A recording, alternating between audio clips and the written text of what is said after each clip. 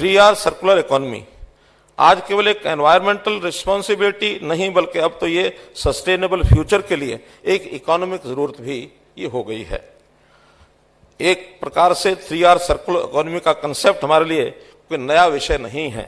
हम जानते हैं कि हमारी पारंपरिक जीवन शैली वो इस प्रकार से थी, उसको जानकर पता लगता है कि स्वभाव से ही 3R प्रिंसिपल को हम पूर्व में अपनाते थे, जहां मिनिमल वेस्ट, रिसोर्स एफिशिएंसी और सस्टेनेबल लिविंग को प्राथमिकता दी जाती थी।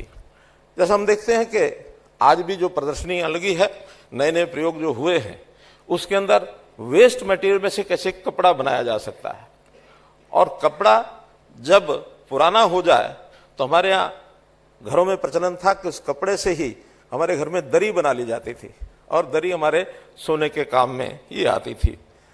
रद्दी जो है यानी कागज, वेस्ट मटेरियल में से हम कागज बनाते हैं, लेकिन कुछ समय था ये कागज जब रद्दी हो जाता था तो उसको भी मिट्टी में मिला करके और एक मटेरियल बनाकर उससे बर्तन बना लिए जाते थे, उससे खिलौने बना लिए जाते थे। ये हमारी परंपराएं रही हैं।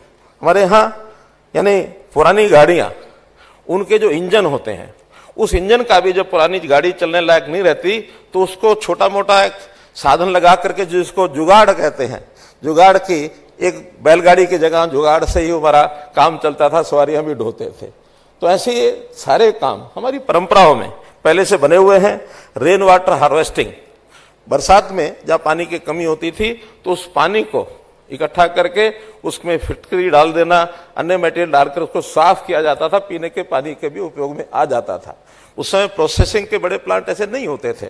इसी प्रकार से कंपोस्टिंग, ये भी हमारा ग्रामीण अंचल का बहुत बड़ा एक काम, जिसमें वेस्ट है अथवा ऐसी चीजें जिनको यानी जिनको खड्डे में दबा करके और हार्वेस्टिंग के लिए खाद ये तैयार करना, गोबर आदि मिला करके, तो एक अच्छा खाद बनाना एक किसान की एक परंपरागत एक विधि थी, इसको हम करते थे।